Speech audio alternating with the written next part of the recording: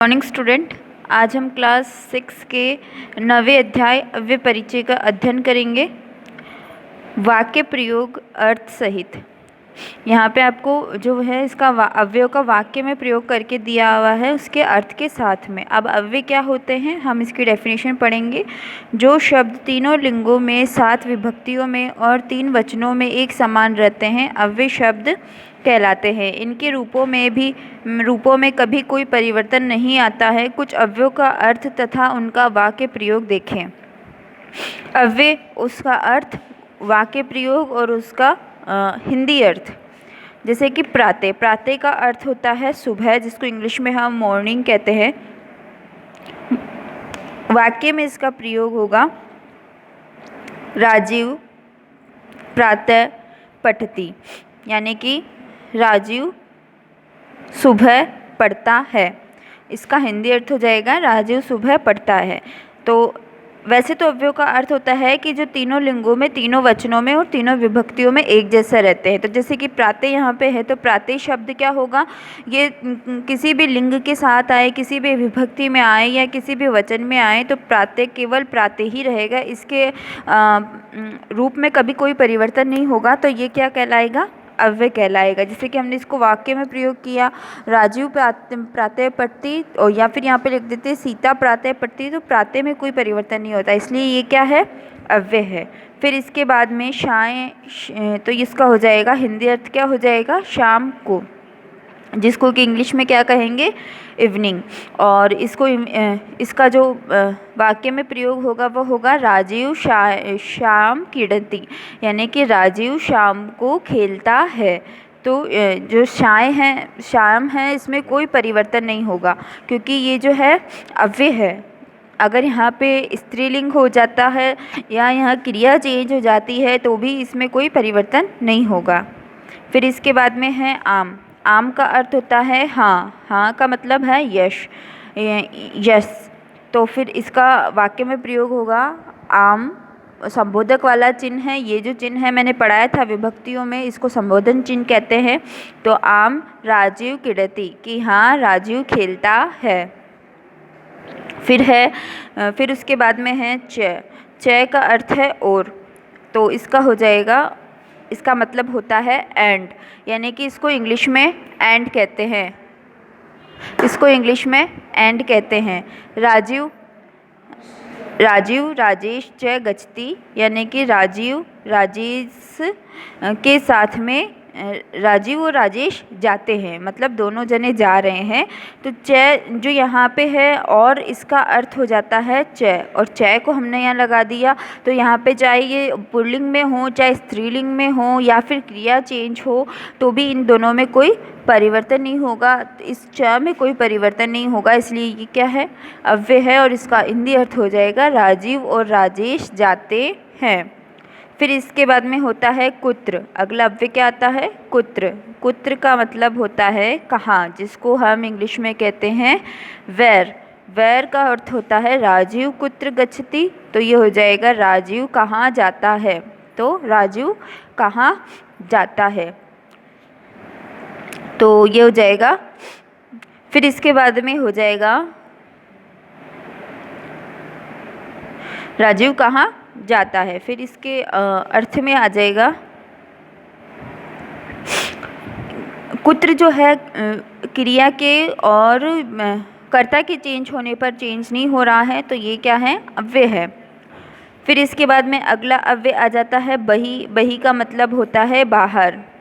बाहर का मतलब आउटसाइड, तो जिसको हम इंग्लिश में कहते हैं आउटसाइड। तो राजीव बही गच्छति, मतलब राजीव बाहर जाता है। तो राजीव बही, मतलब जो बही है शब्द, वह ना तो क्रिया के अनुसार चेंज हो रहा है ना कर्ता के अनुसार, तो ये क्या हो गया, अव्यय हो गया। तो इसलिए इसको हम अव्यय कहेंगे। फिर इसके बाद में है अगला अव्यय है कदा। कदा का मतलब होता है कब। कब का मतलब होता है वैन। वैन का हो जाएगा राजीव कदा बही गच्छति, यानी कि राजीव कब बाहर जाता है, यानी राजीव कब बाहर जाता है। तो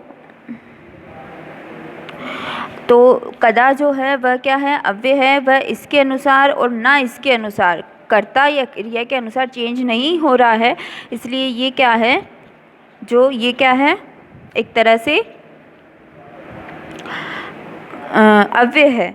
फिर सदा, सदा का अर्थ होता है हमेशा, हमेशा को हम इंग्लिश में कह सकते हैं ऑलवेज, और इसका अर्थ है जिसे हम वाक्य में प्रयोग करेंगे तो बनेगा राजीव सदा सत्यम वदति। सदा का मतलब होता है हमेशा, और यहाँ हमने वाक्य में प्रयोग किया है राजीव सदा सत्य वदति, यानी राजीव हमेशा सत्य बोलता है। तो राजीव सदा, तो सदा जो है एज इट इज़ रह रहा है, मतलब इसके और इसके चेंज होने पर ये चेंज नहीं हो रहा है, तो ये क्या है, अव्यय है। फिर इसके बाद में है अगला अव्यय न। नए का मतलब होता है नहीं, का मतलब इंग्लिश में हम इसको कह सकते हैं नो। तो इसका हम वाक्य में प्रयोग करेंगे तो बनेगा राजीव असत्यम न वदति, कि राजीव जो है वह झूठ नहीं बोलता, कि राजीव जो है वो झूठ नहीं बोलता है। तो इसमें न क्या हो गया, अव्यय हो गया, जो कि किसी भी परिस्थिति में जो है चेंज नहीं हो रहा है, तो ये क्या है, अव्यय है। फिर है अध। अध का मतलब होता है आज, आज का मतलब होता है टुडे। टुडे को हम करेंगे इसका वाक्य में प्रयोग तो अध राजीव फलानी खादति खादशति, तो मतलब आज राजीव फल खाएगा, तो आज राजीव फल खाता है, खाएगा। तो ये हो जाएगा। फिर इसके बाद में हो जाएगा शेने शेने, तो ये हो जाएगा धीरे धीरे। तो राजीव शेने शेने चलती, राजीव धीरे धीरे चलता है, तो ये हो जाएगा शेने शेने, जो क्या है यहाँ पे अव्यय है, क्योंकि ये जो है कर्ता और क्रिया के अनुसार चेंज नहीं हो रहा है, तो ये क्या है, अव्यय है। फिर अपि। अपि का मतलब होता है भी, का मतलब होता है आल्सो, तो इसका मतलब होता, अब वाक्य में इसका प्रयोग करेंगे तो बनेगा राजेशः अपि शेनः शेनः चलति, यानी राजेश भी धीरे धीरे चलता है। तो राजेश भी धीरे धीरे चलता है, तो ये शेनी शेनी जो शब्द है वह, अपि जो शब्द है वह क्या है, इसमें अव्यय है, और शेनी शेनी शब्द भी इसमें अव्यय है। तो दोनों शब्द इसमें अव्यय है, और ये दोनों ही जो है वह चेंज नहीं हो रहे कर्ता और क्रिया के अनुसार, तो ये दोनों ही क्या हैं, अव्यय हैं। फिर इसके बाद में अब हम इसके करेंगे क्वेश्चन आंसर्स। तो यहाँ पे इसका लिखा है पुनरावर्ती हेतु बहुविकल्पिक प्रश्न। यहाँ पे आपको बहुविकल्पिक प्रश्न दिए हुए हैं, तो इसमें लिखा है बहि अस्य अव्यस्य कोडर्थ, यानी कि बहि जो शब्द हैं इस अव्यय का अर्थ क्या है।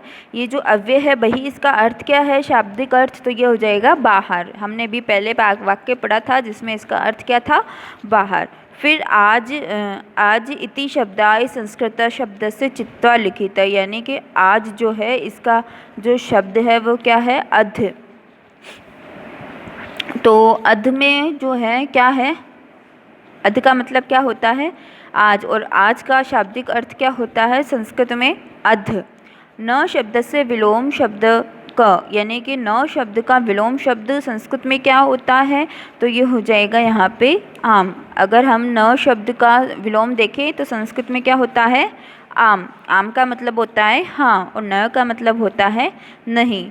उचितेन अव्यय पदेन वाक्येन पूरेत, यानी कि आपको यहाँ पे उचित अव्यय पदों का प्रयोग करके वाक्यों को पूरा करना है। तो कार्यालयम गच्छति, तो प्रातः कार्यालयम गच्छति, तो यहाँ पे क्या आ जाएगा, प्रातः। तो यहाँ पे कौन सा प्रत्यय अव्यय आएगा, प्रातः।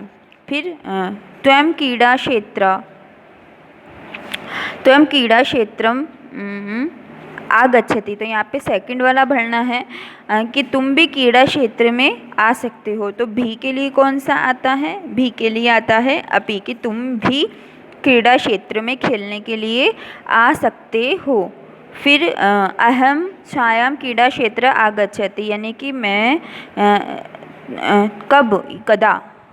कब शाम को क्रीड़ा क्षेत्र में आऊँ, यानी कि मैं कब शाम को क्रीड़ा क्षेत्र में आऊँ। तो इस तरह से आप इसकी क्वेश्चन आंसर्स कर सकते हो अपनी कॉपी में, और ये इसके जो अव्यय हैं इनको आप अपनी इंडेक्स बना के कॉपी में, इसी की तरह से ये पूरा इंडेक्स बना के कॉपी में करना।